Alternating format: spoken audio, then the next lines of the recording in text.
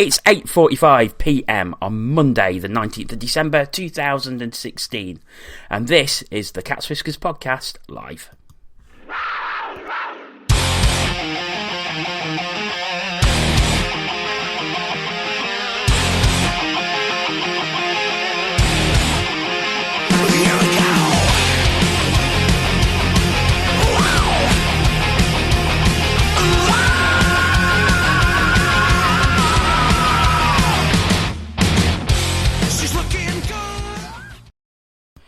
Hello and welcome to the Cats Whiskers podcast. My name is Jono Bullard, and tonight, if you want to get in touch with us, you can do via Twitter at Cats Whiskers TV and use the hashtag TCW Live if you've got anything to say about the weekend's games, or Corey Neilson's article in the Nottingham Post, or the Nottingham Panthers Supporters Trust, or the other Elite League games. We'll be talking about all of them tonight, as well as the new Panthers Christmas video.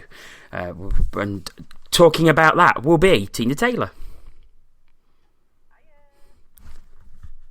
Paul Balm, hello, and last but not least, Aaron Lord. Hi. Right, well, we will crack straight on. We will look back on Saturday's game. Panthers taking on the Belfast Giants in Belfast. A 7-4 victory for the Giants started in the first period with Brandon Benedict and James Vandermeer giving them a 2-0 lead before Brian McGrattan pulled one back. Alex Foster on the power play made it 3-1 before Jeff Brown ended a 5-goal period by making it 3-2 to the Giants, heading into the first interval. Brown again equalised early in the second period before Blair Riley restored the Giants' lead.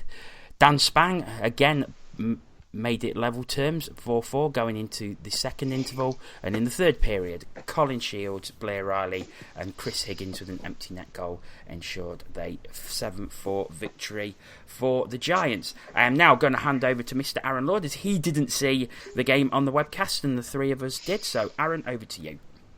Thank you, Jono. Okay, let's talk about that defeat.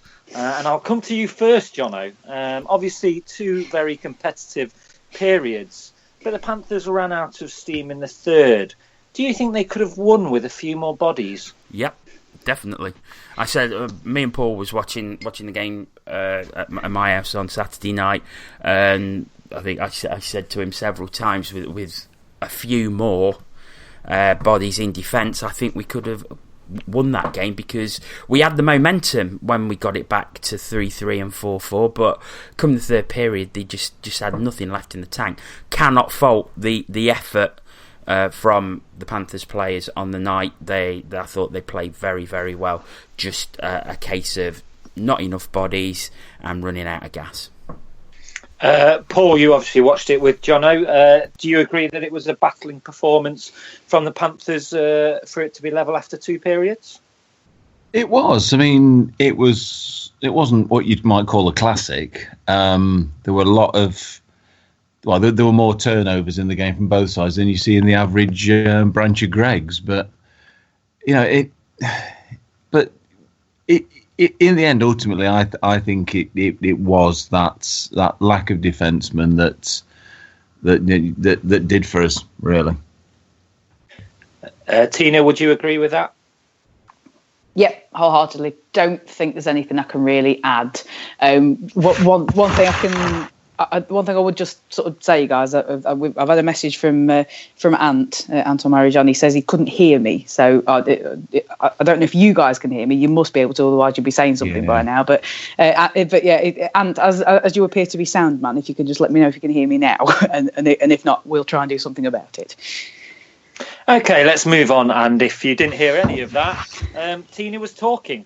But let's move on to the rest of the Belfast game on the Saturday, and a sort of talking point from the game, which I believe homesick Higgins got a penalty shot in the second period, which obviously Mika Wheatman saved. But just quickly from all of you, do you think that was a fair call from Mr. Darnell, Jono?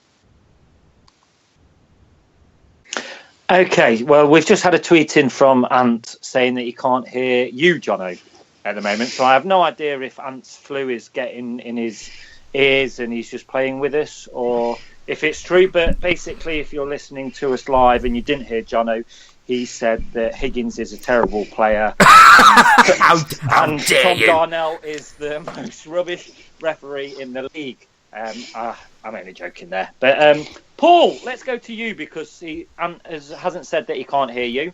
A good save by Mika or a terrible penalty shot from Higgins, or a bit of both? To be honest, a bit of both. It was a fairly routine save that Mika had. Higgins, and I just like to say I agree with everything Jono just said. Everything you said, Jono just said anyway. But yeah, I mean, Higgins, as he usually does, I think, came in very slow and didn't really put that much of a move and just tried to jam it in at the side, and Mika was more than equal to it. Okay, now let's try Tina for this next one because I think you are. People can hear you, Tina. Hurrah! We've talked about obviously fatigue during the third period, and the first goal within that third period, and which turned out to be the game-winning goal, was obviously Colin Shields' goal. Now, watching the highlights, which I saw, he was obviously left all alone, at the back stick. Do you think that is fatigue, or do you think there should have been defensive coverage better than what it was? I think one probably contributed to the other. To be honest, tiredness doesn't just show in tired bodies; it can also, cause tired minds. And I think the a lot of the players were sort of guilty of a bit of puck watching, and Shields was able to take advantage of it. You would expect the defensive coverage to be better, but we're short. There's no getting around it. So. Yeah, as I say, I think one probably contributed to the other. Okay, well, obviously that meant that the Panthers started the weekend off with 0 points, and they were headed to the NIC the following day to play the Cardiff Devils, where I will now hand back to your main host, Jonathan Bullard. And I thank you very much, Aaron, and I hope people can hear me. Right, so Sunday, Panthers taking on the Cardiff Devils at the NIC. Panthers coming away with a much-needed 5-2 victory. Robert Farmer opening the scoring, and then Stephen Schultz shortly afterwards made it 2-0. Into the second period, and Ollie Betteridge extended the lead to 3-0 before Lane Ulmer was credited with Devils' first goal. However, it was a terrible mix-up and was really Mika Vietman putting the puck over his own goal line, but we will talk about that shortly. Into the third period, Joey Haddad made it 3-2, and squeaky bum time ended when Robert Lakovic scored an empty net goal, but there was still time for Logan McMillan to make the final result 5-2. So, guys, and I'll ask you all this question. I'll start with you, Aaron. Best home performance of the season, do you think? Yes, without a doubt for me. I think I spoke to all of you yesterday and said it was the best Sunday game that I've been to a very, very long time. Best atmosphere.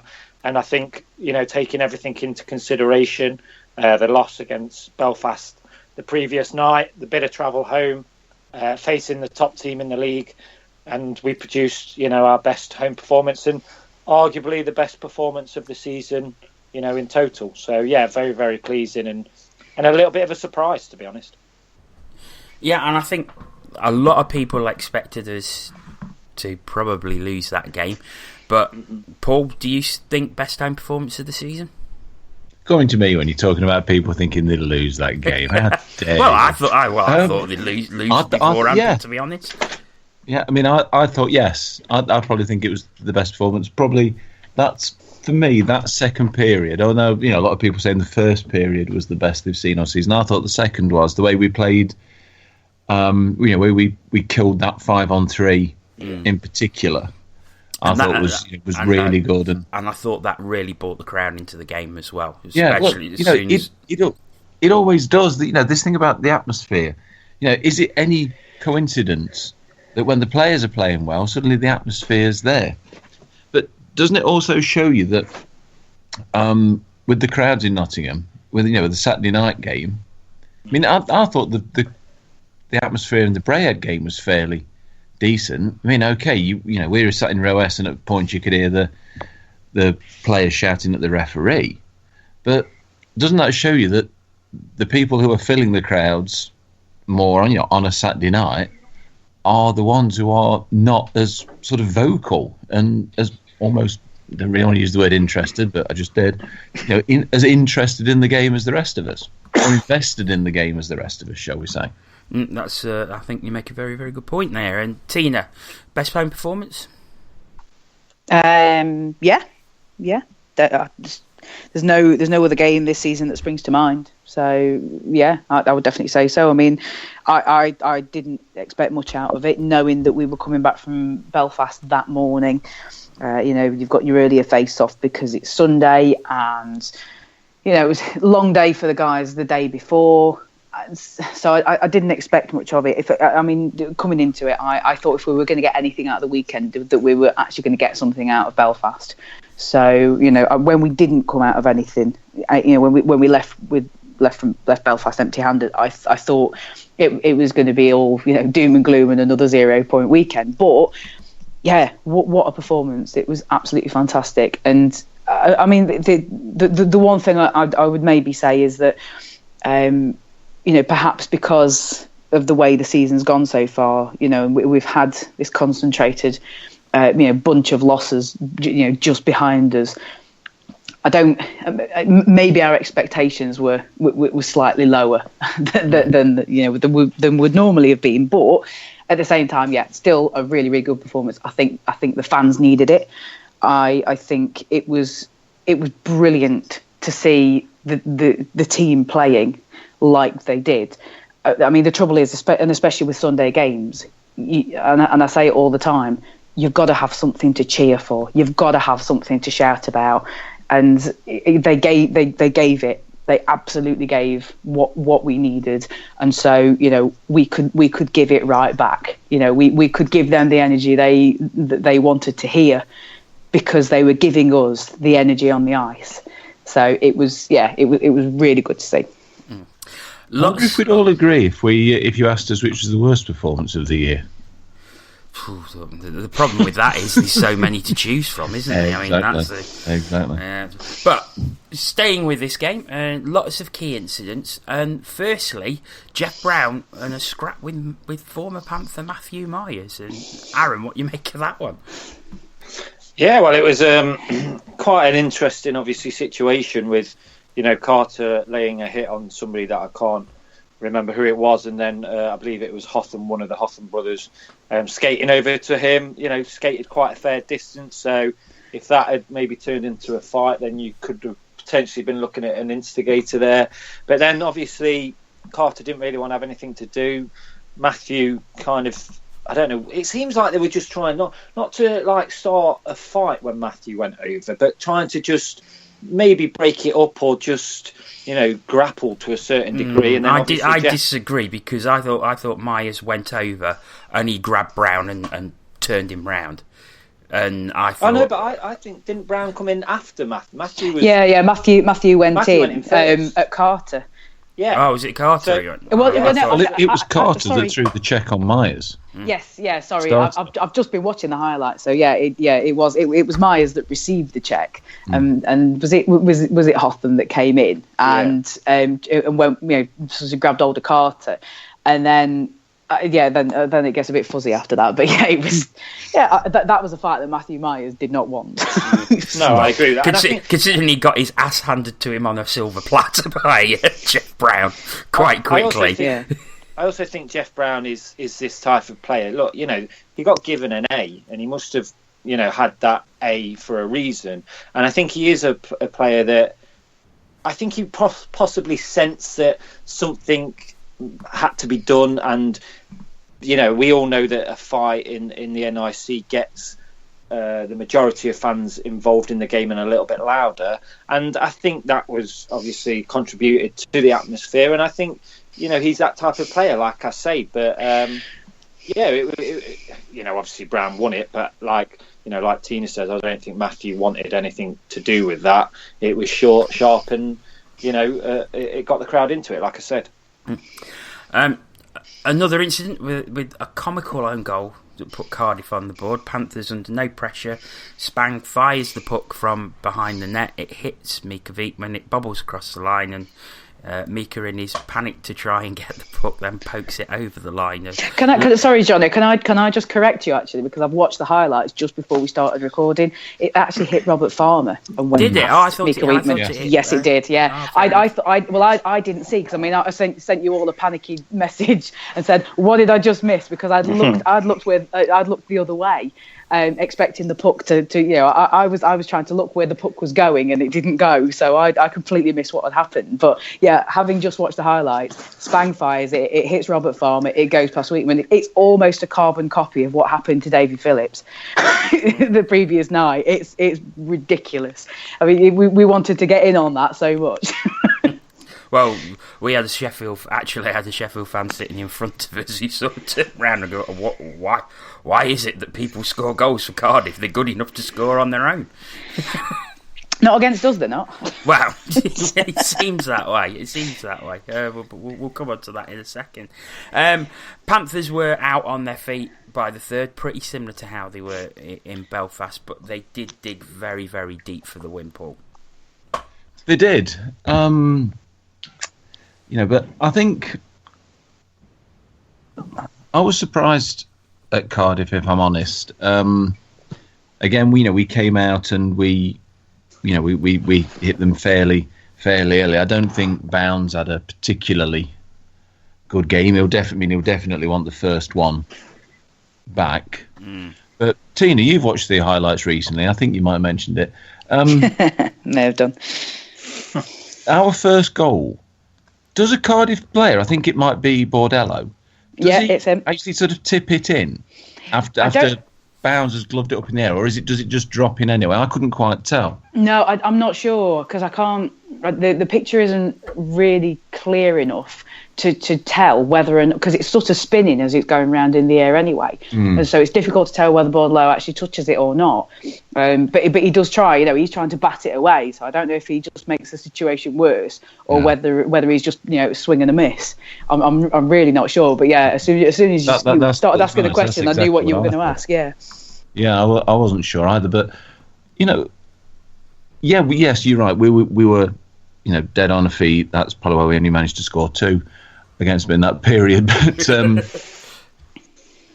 But I mean, you say we're dead on the feet, but in a lot of ways, our last goal was the best. Yes, yeah. Macmillan, making the move across the front of Bounds and poking it home. But I think at that point maybe Cardiff had probably given up, because they'd just given away the empty net goal to Lakovic. And it was just a quick 2-on-1 breakaway. And I must say, lovely finish by Logan Macmillan. Great hands to put it. Doesn't happen very often that the keeper gets put back in after the empty net's scored, and then you score another one. Yeah, so. It's a bit of a rarity, but nice all the same. A tweet that we've had from Amy Waghorn, and she says, "What is it that makes us so dominant against Cardiff, but yet we can't beat Sheffield or Belfast, but we keep beating the Devils? What is it?" I mean, Tina, I think you have a theory on this. Well, it's not so much a theory, but it's just something I've kind of borrowed from the guys on Ice Time TV, because I've watched a couple of Cardiff webcasts this season, and they've said it that Mika Wiekman is in their head, that the Devils just don't do very well against him. I mean, Henry Passel's had a win down in Cardiff as well, so I'm not sure if it's purely down to Wiekman. It does seem to kind of maybe hold a bit of weight. He's had a couple of good performances, and obviously he's a returnee, and I feel like I want to say that he did well against them last season. So yeah, maybe he is in their heads, but also it can't just be him. but it's a start. If your netminder can get in the heads. I mean, just look at Brian Stewart. We had like 2 solid seasons where we just could not put anything decent past him.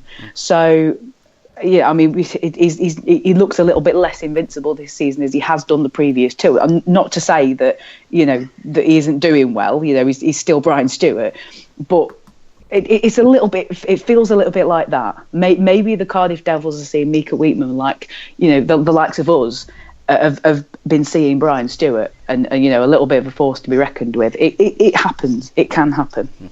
I mean, Aaron Wheatman was outstanding last night. Absolutely outstanding, I thought. Yeah, he was, as was everybody. Like I said on our WhatsApp group this morning, I don't think you could say anybody was poor yesterday. And I think the thing is, if Wheatman has a good game and has a game like he had against Cardiff, then it takes something special for us to lose, even with the kind of inconsistency that we've been having this season. I think obviously we'll talk about Corey's article later, but he's mentioned recently, if Wheatman is on his A game, then generally we do very well, and Sunday was one of those. And I just just on obviously Amy's tweet, and I just one thing that I noticed, and Tina might be able to say a bit more because she's a little bit closer down to the benches than what I am, but we sit in the same block. Andrew Lord, I just didn't see much from him. Every time I looked down, he wasn't being very vocal. He was looking over to the Panthers bench, and I just think there are teams in every league, and that you just have the number on them, and Cardiff have Sheffield's number, but we have Cardiff's, and it just looked like Andrew Lord was struggling to work out what to do. And I think you have to give credit to obviously our coaching and our management on working out a system and a plan that keeps Cardiff to the bare minimum of the level that they can produce. So I don't know whether Tina can add any more on that. But one thing I would just like to say on the whole Cardiff game as well is we criticised Corey Neilson for not using timeouts, never calling them when needed, or when not even using one in a game when potentially we think we can do. I think he got the call of that timeout spot on, bang on. Yeah, we were under so much pressure. You could see that we were dead on our feet, and it was a really, really important part of the game. So I just think we're easy to criticise, but I think he has to have saying that it was him that made the call, but that timeout was perfect in my eyes. Well, I think that line had been on the ice for something nearing 2 minutes, and obviously it was an ice. He had to make it. Yeah. He had to make it. I said at the time when the icing had happened, I said I sort of looked at Tina. Yes, I sit next to a Tina. I sort of looked at Tina. I said, he's got to call the timeout, and she was just furiously nodding her head, just going, yes, he has, and he did. Which thumbs up there, because it was absolutely the right time to use it. It wouldn't have mattered if you'd have needed it later on in the game, because that's when we needed it. And I suppose all of us were probably expecting 0 point weekend, if we're honest. Is that fair? No. I thought we'd win in Belfast. Yes, I did. Paul? I thought we'd pick up something somewhere. I wasn't entirely sure where. I suppose probably in Belfast more than the Cardiff game, but I thought we might get a couple of points. I'll be honest, I didn't expect us to get anything out of either game, purely because of the situation with the defence, and I thought 2 games, especially after playing the Brea game in midweek as well, I thought that the fatigue would probably get too much, and I think that happened in Belfast. And although they were tired yesterday, they came through, and I was very, very pleasantly surprised. And one thing I do want to say is I cannot fault the effort of anyone in the team this weekend. I think every single player on that ice gave everything they had in both games, and I can't ask for any more than that as a fan. Does that mean I was the most positive? It seems that way. Yes, about time as well. Listen to my positivity. You know what? It's times like this where I wish I had a sound clip of Handel's Messiah already set up. That's just yes, quite. But just before you move on, sorry, because I completely forgot to answer Aaron's question, sort of regarding Andrew Lord. I don't think Andrew Lord is that kind of coach. If I'm honest, I don't think he's no Ryan Finnerty. Even though I did chirp him on the bench for at one point making Finnerty seem really calm, but because but to be fair, at that time, that was the only time I heard him being particularly vocal. And to be perfectly honest, that's the only time I've really heard any of the Devils bench being particularly vocal. There was the odd, come on boys kind of shout going on, but nothing really. It was like I watched an NHL game once between Philadelphia and Pittsburgh, and it was a season where Philadelphia just had Pittsburgh's number. They'd had it all season, and there was, I think the commentator said, the camera was panning over the Penguins bench, and they were all just sort of, it was almost like they were doing the mannequin challenge before it was cool. And the commentator said something along the lines of, "That's the Thousand Island stare, where the team's got your number and you just don't know what to do about it." And there was a certain feel of like that on the Devils bench. There was, I imagine there was definitely, there must have been some talk going on between the coaches and the players, but it was very subdued. There wasn't an awful lot of urgency. They wanted it. I mean, there was a few players coming back to the bench and smacking sticks on the boards, and the odd expletive. One expletive shouted quite loudly when something hadn't gone their way. But yeah, it was quite a subdued bench in general. And I think to be fair, he leaves a lot of it to Neil Francis when he's playing, their bench coach. I think he does a lot of the sort of lines and the game day management when Lord is actually icing. There was one more thing that I just wanted to say, if that's all right, Jono. Yeah. You talked about, obviously, Paul, about the third period, and we dug deep. I think also you have to mention the fact that Doucette had the double minor for the high stick because it drew blood. I think that made it a big, not a weight off our shoulders, but him having to be out of the game for 4 minutes. I think that just helped us slightly with a bit of energy saving, etc. And I do think Doucette was a very naughty man, to be honest. Yeah, I think he shot the puck after the whistle had blown. Penalty was, there was a clear penalty. I know he didn't slap shot it, but that's a golden rule. And I know Steve Lee, kind of gave him a bit of a push, and Doucette had a slash, and then threw a bit of a punch. But I think he was a very naughty boy. But I think that 4 minutes was also quite an important part of the game. Paul, what we looked at that yesterday when it happened, and 2+2, but it looked in real time from watching it that he actually took a swing at Nicky Forrick's face. Having watched the highlights, I'm probably more convinced now than I was yesterday that wasn't an accidental high stick. I mean, yeah, he's sort of trying. It looks like he's sort of almost trying to get round him, but he definitely took a swing at him. I thought, for me, but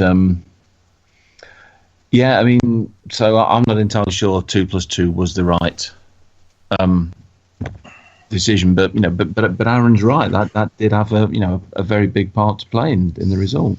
Okay, right. We are going to move on to some other Panthers related news, and the Panthers Christmas video came out today on YouTube this afternoon, at the second time of asking, after there was a problem with the first time they put it out on Twitter. And so, what are our thoughts on it? And Tina, you can go first.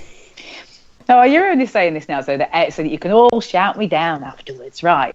For starters, this is the sort of negative, if you will. Whoa, hang on. Aside from the end of the video, where Gary Moran is stood at the door looking like grumpy dad, going, what are the kids doing? Youth of today, what's it all coming to? And going, happy Christmas. Other than that, it's got naff all to do with Christmas. So calling it a Christmas video, probably not the best idea in the world. Now, just one thing I'll say about releasing the video itself: nobody is topping Mike Hoffman dressed as an elf. That's never going to happen. The Belfast Giants have done Mariah Carey's "All I Want for Christmas." That's going to take some beating. I still don't think that's been beat yet, and that's what, 6 years old now. And so yeah, that's one thing I will say. Now, we know that the Panthers organisation is way behind when it comes to media, and we know that they are way behind when it comes to things like this. But what I will say about this video is, thank God it's not another Panther feat, or thank God it's not another wizard. Was it the "I wish it could be Christmas every day," where basically I think somebody's just turned up with a camera, handed the players a sheet of paper and said, "This is the lyrics to the song," played it to them a couple of times, and the camera is panning across the team while they're pretending to sing along to this song. David Ling at one point looked directly at the camera as if he's questioning his entire decision to be in Nottingham right at that moment. So it's not the car crash that we have seen previously. It's a bit of fun. It's kind of showing that some of the players have got a bit of personality, and I like that. I don't think that there's anything wrong with that. I mean, it's baby steps. Rome was not built in a day. It's like I've said before, with the Panthers and on the subject of webcasts. If and when we finally do it, we do not have to launch into it with 12 cameras and microphones on the boards. But we don't have to have a super slow-mo camera. We just have to get it going.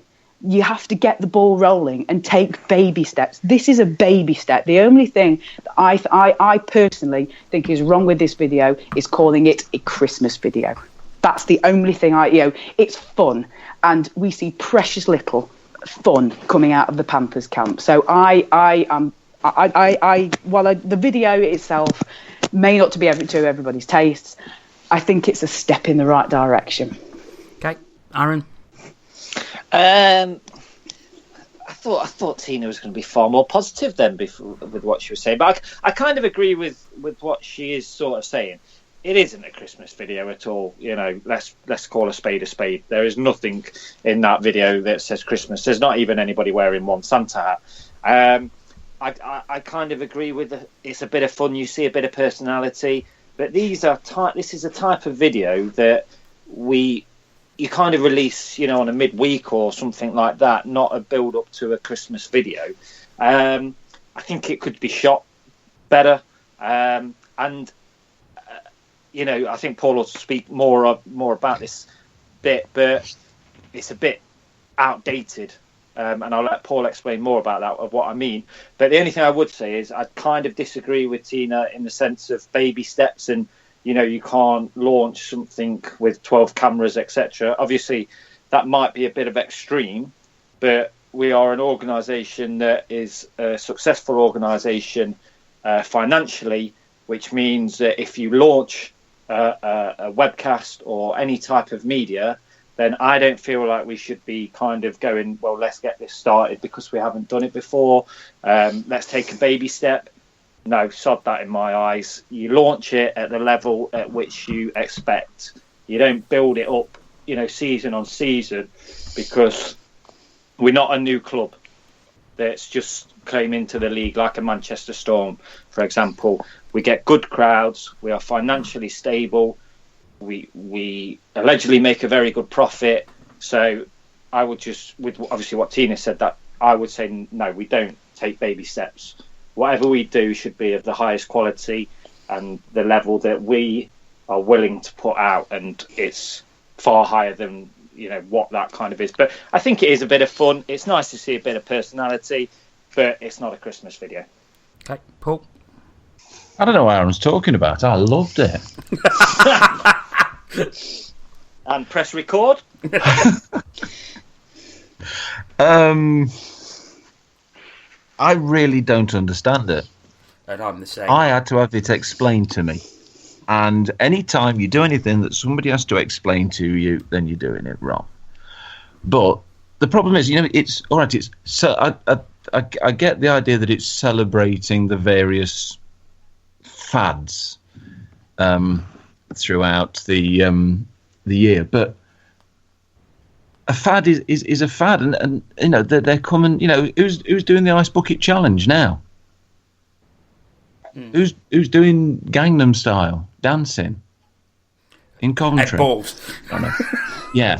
Well, yeah. All right. That's probably not a very good example, but things like the mannequin challenge is a month old, and in internet terms, that's forever.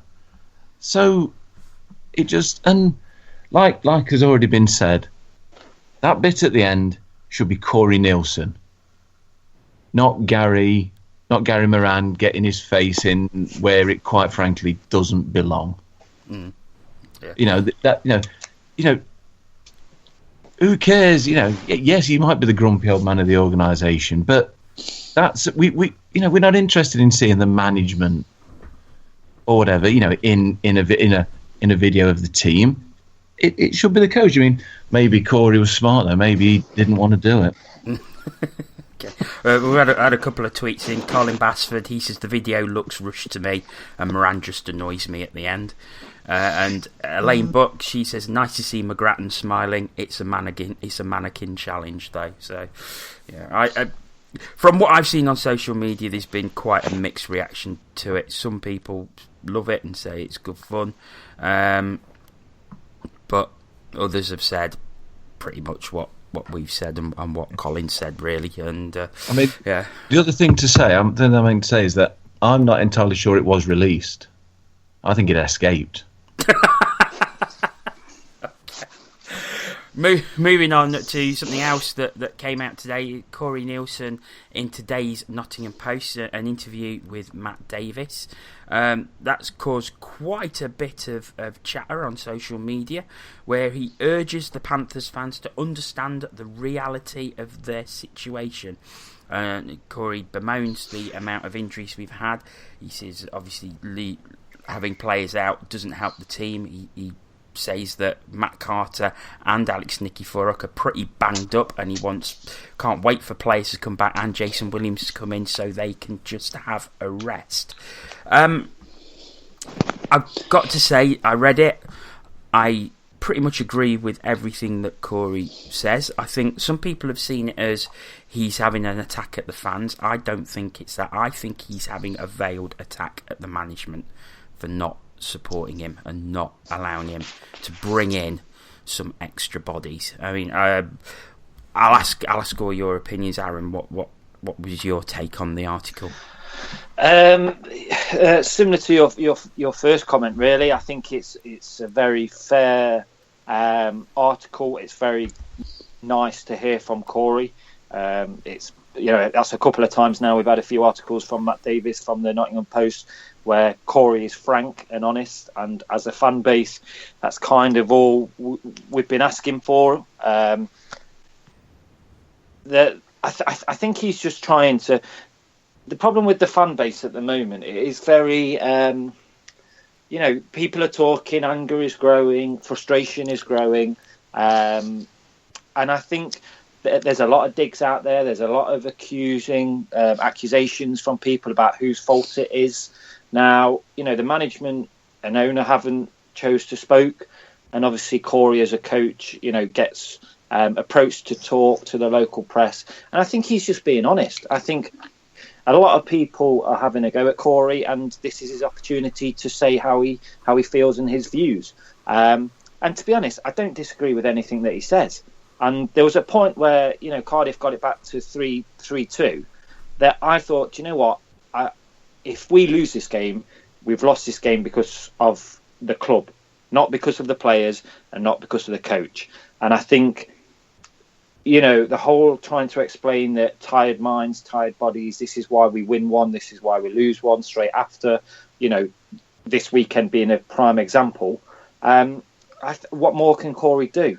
And I think it's a little bit like you said. Maybe it is a little sly, elbow to the management on saying, look, we win when we have bodies and fit, healthy players, but we can't keep doing that. So I think it's nice, and it's good to hear from Corey and an honest Corey, because I think if it's a bad season and if it's an unsuccessful season and we have weekends like we've had throughout this season at certain times, realistically, who's going to get the chop? It's probably going to be Corey. So do you know what? He's been here a long time. He's the most successful coach, and maybe he just thinks, do you know what? I'm going to speak honestly and frank and give my honest view and opinion on the situation at this current time, and I kind of applaud him for that. Paul? I didn't see it as an attack on the fans. Like you, I saw it. It was a veiled dig at his employers, and that's a fairly dangerous game he's playing there. Really, I think, at the end of the day, they're the people who employ him. And if anybody went into the media and made comments like that, then, well, I would think he'll be asked to explain. Well, I'll just read a bit from it, which I think emphasises what you've just said, Paul. A bit from the article. He says, "Last year you saw with 4 lines we rolled teams over. We can't do that now. It all comes down to bodies. People can malign me for making excuses. I'm not making excuses. It's common sense. We are running on fumes. Every team can manage 3 games a week with 4 lines." And that to me is a clear dig at the management for saying, you've given me 4 lines before. I can't run 4 lines at the minute. Exactly. No, that's a man who's basically saying, give me what I need, what I've been given in the past, and I can perform for you. Don't give me that, and you can't then expect me to do the same. I don't think it's at the fans at all. I think it's at the management. And I mean, fair play to him for being so honest, but I think that's a dangerous game he's playing. Okay. Tina, very quickly, any additional thoughts on the article? No, not really. I mean, this, like you said, this is Corey Neilson saying to the fans, I am doing the best that I can with what I have available, and and sort of reading between the lines, because other than what you already know is coming, nothing is coming, and we're not going to get 4 lines until the guys that we already have are back in skates. That's pretty much. I didn't personally take it as an attack on the fans. People shouldn't take it as an attack on the fans, because it really isn't. This is. This is Corey Neilson just saying, I'm doing the best that I can because we're short, and this is the situation that we're in, and it's not rocket science. If you haven't got as many bodies, then you're gonna lose games. I mean, a prime example is Dundee have been missing. Is it Knackered, Sides, and somebody else? I mean, that's a sizable chunk, because they're already only running with 3 lines. They didn't start the season with 4 lines. So and they have had a terrible run.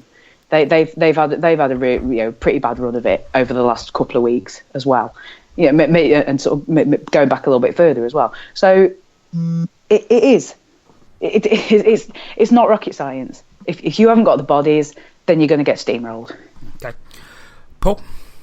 Yeah, I mean, just to pick up on something Tina just said there, that I think the article does make it very plain that nobody else is coming.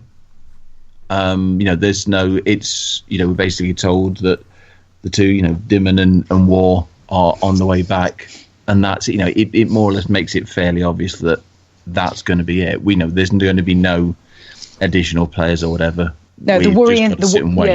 the worrying thing about the injury updates is that they're saying Clark might be back on Friday. War and Dimon will definitely not be back on Friday. And I don't know if I'm sort of reading all the injury updates wrong. I don't think that either of the Jeffs will be back for the Steelers games. So that worries me a lot. Okay. Moving on, and people going to the game yesterday at the NIC may have been handed a leaflet about the Nottingham Panthers Supporters Trust. Last night I managed to speak to Rob Scott, who came up with our whole Supporters Trust idea in the Bunkers Hill after the game, and I started by asking him why he wanted to set up the trust. I've been a fan for quite a while, and I've been gradually getting more frustrated with certain aspects of the way the club's been run.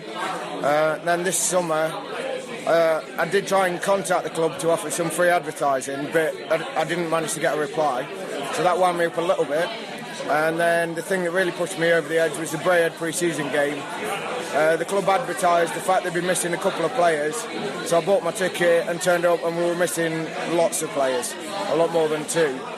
So at that point I was having a moan on Twitter and a moan on the cage, and I thought this is not really going to make any difference to anybody or achieve anything. So rather than moaning, what can I actually do to try and make a change at the club? So that was when the idea of a trust first came about. So what are the aims of the trust? The initial aims of the trust are to improve the communication and the relationship between the club and the fans. I found a lot of the longer term fans are feeling like they're customers more than supporters, and they've been expressing that. So yeah, the main thing in the first place is to try and improve the relationship between the club and its fans. What's the trust not about? The trust is not about attacking individuals within the organisation, looking to out anybody from the club. It is about working positively with the club to try and improve things. We're not here to get involved in protests. We don't want to be controversial. The general kind of feeling behind this is that it's a positive thing, and we want to work with the club rather than against them. How have you found it's been received so far? Because you've had a leaflet drop today, you've been handing out leaflets all around the arena before the game. How did that go, and how has it generally been received? Well, it was very cold, but apart from that, it was quite good. I expected a bit more negativity than we received, to be honest. I've had a quick count up, and it looks like we gave out about 3,000 leaflets, and the people doing the leaflet drops have all reported 1 or 2 negative comments. So out of that many, I feel like it's been received quite well. We've had a lot of kind of fairly lengthy conversations with fans that wasn't sure about the difference between a club and a trust, so it was quite good to get that across. So yeah, generally it's been really well received by both the Panthers fans and the visiting Cardiff fans. Have you managed to contact the club yet? I've emailed the club, but I've not had a reply as yet. How can fans find out more about the Supporters Trust? There's a FAQ section on the website now, which is www.pantherstrust.co.uk. They can call me direct, and my phone number's on everything. And they can come along to the next meeting, which is at the Bunkers Hill on Monday the 2nd of January from 6 p.m. Okay. Rob, thanks for taking the time to come and talk to us, and I'm sure if we get any questions on the podcast, we'll put them your way. Cheers, Jono. All the best. Thanks for having me on. That was Rob there. Many thanks to him for joining us. I have the leaflet here in front of me. Looks very professionally produced with questions on the back and answers for anybody wondering what the trust is. I believe you all picked up a copy of the leaflet yesterday. So, Tina, I'll start with you. Your thoughts on the trust? Well, I didn't actually get a leaflet. When I was walking in, I was with a group of sort of 6 other people, and there was sort of 3 or 4 of us that got leaflets, and then I never actually got a chance to read it. So I'm still a little bit in the dark about the whole Supporters Trust business, if I'm perfectly honest. But it's the reasoning behind it is clear. You know, the fan base is not happy, and I absolutely applaud Rob for trying to do something. Actually, not just sort of sitting on a forum and typing in and saying I am unhappy to nobody that can do anything about it. Rob's obviously thought about this, and he's obviously he knows. I think he knows the kind of direction that he wants from this, and hopefully. He can take it in the right direction. He can continue to do that, and it doesn't just descend into complete chaos. Because I've heard some stories about supporters trusts in other sports. I mean, we were talking about it in bunkers afterwards. You all have to be on the same page, to use the corporate term, and as long as. As long as Rob is able to drive that continue driving it in the right direction, hopefully there can be some dialogue between him and the club, because I think there is possibly going to come a time when this sort of dialogue is needed, because the club is nothing without the fans, and there are a lot of fans who feel that the fan base as a whole is really not being treated right. Aaron, it's clear what Rob has put out, and I think he's absolutely right to say this isn't about attacks on individuals or forcing management change within the club. It's about setting out dialogue between fans and the club so that there's better communication between the two. Yes, and I think obviously. People need to realise that a supporters trust is very different to a supporters club, in many, many ways, including legal ways, and everybody's in it for the right idea, and nobody's in it kind of with a hidden agenda. It's just to improve the relationship between the club and its fans, because at the end of the day we all support the same club, we all want the best for the club, and everybody that's involved with the supporters trust has that aim as well. So it's the start of a very, very long road. It's obviously not a quick sort of thing to get set up and to get instantly recognised. There's a lot of hard work ahead for everybody involved, but everybody involved is willing to put that hard work in. So it's about keeping the momentum going and trying to see where that leads. And Paul? I mean, I've been pretty vocal about this previously, and I think what Aaron says is right. This is not. Don't. I mean, the next meeting's on before the game on the 2nd, isn't it? Yeah, 6 p.m. in the bunkers upstairs. Yeah, and I'd urge people to go to that, but don't go in there with your own agenda. This is not about. This is not about regime change. This is not about.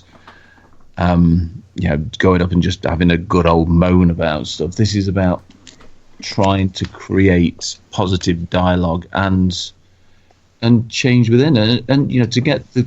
I mean, I'd like I've just said don't go in with an agenda, and I'm going to say what I'd like to see now, but I think one of the things that gets pointed at the club most often is that they don't appreciate us, not in a you've got to be nice to me sort of way. They don't. I mean, a lot of people use the phrase cash cows. And at times, it does feel like that. I mean, that Brayhead game was a case in point. If they made that a tenner a ticket, there'd have been loads more people in there. I'm almost certain. But as long as people understand what it is, which we know why those leaflets were so important, and as long as they understand what it is and what it's trying to do, then it gives they can then if they want to get on board with that, but it's got to remain positive, and that I appreciate can be difficult when you're not having the best of seasons. I think one thing that really brought it home to me was that I know Rob was hanging back and missing the start of the game to pick up any discarded leaflets. There were no discarded leaflets in the vicinity of the arena, and like he said in the interview, he gave 3,000 out, and not one was littered on the floor, and that, I think, speaks volumes. That's amazing, and it is a very powerful fact. Really. If you want to find out more about the Trust, they do have a website up and running now that does have a frequent answers and questions section, www.pantherstrust.co.uk. So have a look at that. Like I say, the next meeting is at the Bunkers Hill on the 2nd of January at 6 p.m. upstairs, and also the Trust is on Twitter at MP Supporters Trust. Okay, we're going to finish off by looking at the rest of the Elite League results from the weekend. And the league table is looking slightly different. Cardiff only 8 points clear at the top now from the Belfast Giants, who followed up their win against Panthers on Saturday with a 3-0 victory at the Skydome against the Coventry Blaze on Sunday. Sadly, this was Blazers' Air the Bear night, or Teddy Bear Toss, whatever you want to call it, and unfortunately they all had to go on at the end because sadly the Blaze failed to score. However, the Blaze did have a better Saturday night, travelling to the Brayhead Clan and coming away with a 7-4 victory. The big game of the weekend was in Cardiff on Saturday night. The Devils taking on the Sheffield Steelers and coming away with a 3-2 victory. This puts the Devils now 12 points ahead of the Sheffield Steelers. However, Steelers do have 5 games in hand. As ever with these games, a lot of incident and controversy. Zach Fitzgerald was thrown out of the game for checking to the head, and Steelers, pretty much like the week before, whinged and moaned and stropped because they'd lost and because they didn't agree with officials' decisions. So, Tina, the Steelers, why do they whinge and moan so much when they lose? Because they care, Jono. I realise that we all have a special place in our hearts for our dear friends up the M1, but yeah, they care, and they are a fan base with very high standards. And they have their orange tinted spectacles on, just as we have our black and gold ones. Yeah, I wasn't talking about the fan base really. I'm talking about the club themselves. Well, yeah, I mean, again, they care. They have high standards, and they want to win, and they will defend their players, to the point of ridicule, I think, to be honest. But it does get a little bit comical when you see the post-match interviews sometimes, and there's so much anger. There is so much anger, and it's just chill out. in the words of Ilya Brizgalov, it's only a game. Why you have to be mad? It's just chill out a bit, Tomo. You're in a great position, and if you win your games in hand, then you're going to just put mad pressure on the Devils. So I think, to be just to sort of backtrack on with you looking at the table, the Elite League table means absolutely nothing until all the games start evening out, because that just looks rubbish. It just doesn't look right. So until the table has evened out a little bit more, I think just chill out. We're halfway through the season. Everybody's got their own little battles going on, and everybody's getting frustrated and angry, and there's this fine hanging over everybody's heads. So everybody's trying to show their passion, but without breaking the rules. Paul, the Zach Fitzgerald incident, he got a 5+ game for checking to the head. We were both chatted about it, and I think that may get a ban from DOPS, especially as he's a repeat offender, having got a check into the head penalty before. I don't know about the sort of the repeat offender bit, because I'm not necessarily sure that that's a a good thing, 'cause each incident should be considered on its own merit. But for the same token, if you're considering that incident on its own merit, then yeah, the Dops have got to look at that. But whether he'll get a ban or not, let's look at Dops. Who knows what they're going to do? Who knows what the Magic 8 Ball will tell them? And I've got no faith that they're doing it. I've also, we're talking about the Steelers whinging and moaning. Paul Thompson shouting at the referee at the end again. You can clearly see on the highlight before he goes off and kicks the door, which promptly closes again on him. But where's the fines for that? Where's the fines for what they said last week? All of a sudden, those fines have gone very quiet. Either we're misunderstanding what those fines are actually for, what you can get fined for, or they're not following through on what they said they were going to do. I mean, just think they could use it to pay for goal line technology. Oh, come on. Now you're just being totally far-fetched. Would charge his own team, and then the team would pay the league, and then the league could give them the money back. That would be brilliant. Everybody wins. Yeah. Well, everybody in Sheffield wins anyway. The Dundee Stars got quick revenge for their loss to the Edinburgh Capitals on Saturday by knocking 10 past them on Sunday. And that's sending a message, Aaron. You lose 4-3 in overtime after you were 3-1 up on the Saturday night. And you think, right, we're not having that. And promptly put 10 past the same team the next night.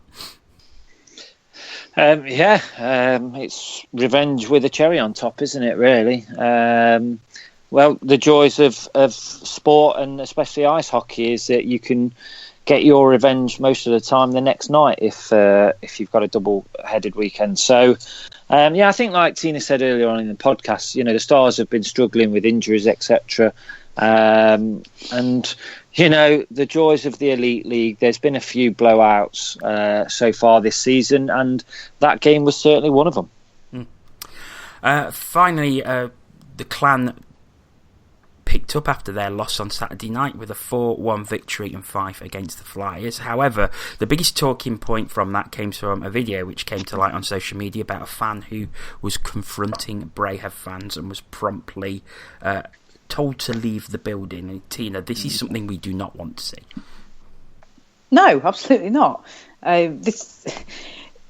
It's a family sport, it's just, yes, all right, your team's not doing so well, and yes, you've got you've got the opposition fans in, but why? just why are you going into the opposition fans looking for a fight? It's needless, it's not what we want in hockey, the playoff weekend, we have 10 different fan bases represented, not one incident. I want that. That's what this sport is all about. At the end of the day, we can all be vitriolic to each other, and while we're exchanging chants across an ice pad, and we can have a bit of banter, and that's what the sport is all about. It's somewhere you can go with your friends and you can have some drinks. You can. I like the fact I can sit in the arena with my drink in hand and not have anybody tell me to get out. It's just, I like it. Because you don't sit near me.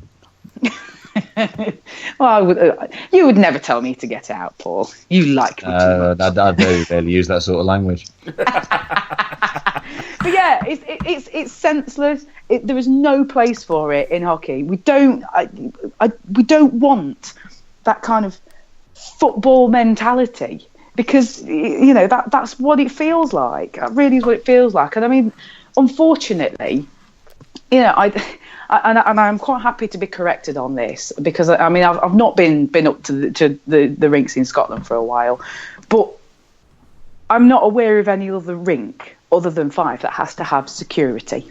I know, and we have stewards in the NIC, but we don't have actual bouncer type people, and there's several of them. I mean I think the last time I went up to Fife, there were more bouncers than the last time I was in Nottingham at a club. So they obviously have issue. They're obviously aware that this issue has potential to happen, but it shouldn't. People should have enough self-control. People should really just have enough self-control to say, yeah, all right, my team's doing really badly, but I don't want to go up and fight an opposition fan. Where's that going to get you? It's not going to get you anywhere. No. So stop. Just don't do it.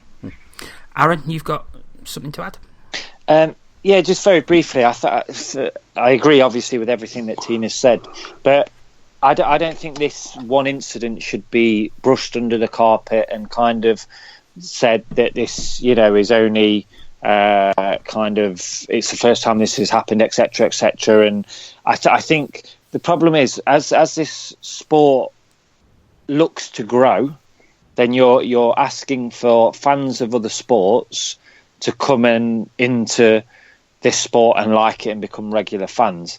Now, a major part of that would be your football fans. And not every football fan out there is a hooligan and is looking to cause trouble and start fights, etc. But there is people that go to football that have that mentality, and ice hockey is completely different. And I just think that as the league looks to grow, it needs to be very careful that this could happen on more than one occasion, because I've personally seen in the NIC, we talk about the Saturday night crowd, and I've seen a few times that there's people there wearing Forest shirts. Now that's great, because there's no way we're going to grow the sport without going and getting these fans from other sports, but we have to be very, very careful, and I think the league have to be very, very careful and stamp this out right now. You've got to nip it in the bud before it happens potentially again, because like Tina says, it has no place in this sport. We have our rivals. We don't like the other sides when we play them, but there is that mutual respect come the end.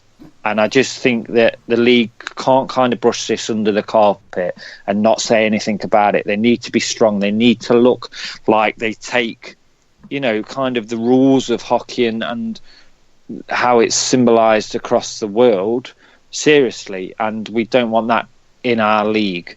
So I know Fife I think they've done a tweet or done a statement on it, but I think as a league we need to say that this will not be tolerated, and as a club, if that happens in your arena or from your fan base, then you will get punished, because we just can't have it. I don't like people saying it's a football mentality, because I don't think it is. No. I think that's tarring football fans with the same brush when the vast majority are well behaved. I think it's just society in general, to be honest, and it's something that just doesn't belong in society in general. So I would just I just want to come just back into that briefly. I said football mentality because we're still at the point where football fans have to be separated either by a line of policemen or a complete line of stewards, and that because there is the potential for it to break out. You don't have that at ice hockey games. You don't have it in because either. You don't need it. You don't have it at the rugby. There is still, I think that there's still a lot of. There's still a lot of potential for things to go very, very wrong at football games, because there's still an element of hooliganism, and people are so passionate about their team, and they don't have. I don't know. Maybe I don't know if I'm wording this right. They don't have the self-control to not get so angry with the opposition fans that they want to fight them. You don't get that with ice hockey, and like Aaron says, with rugby. I haven't been to the last big football game I went to was a Forest match, and that was, I think we're talking about 3 years ago. And as we were leaving, there was a fight broke out. No more than 100 metres away from where we were walking out the ground, between Forest fans and whoever the heck it was they were playing that day. It happens, and you have to separate the fans. You shouldn't have to. Well, we don't have to separate hockey fans in general. It's possible that the size of the size of the support of the football teams, and the size of the fact that the size of the support for hockey teams, it's probably proportional. The amount of what you see is probably proportional, but because football's so well supported, you hear more about it. Okay, I think we will end it there for tonight. Don't forget that Ask TCW returns on Wednesday live at 8:45, so get your questions in. Twitter at CatsWhiskersTV, use the hashtag AskTCW. Email tcwonlinetv@gmail.com, and then the various Panthers groups on the Facebook, and of course our own dedicated thread on the Cage Forum, so get your questions in for Wednesday night. All that's left for me to say thank you very much to Tina Taylor, TTFN, Aaron Lord, thank you, and Mr. Paul Balm. Thank you. And we will be back on Wednesday with Ask TCW. Until then, thank you very much for listening, and we'll speak to you then.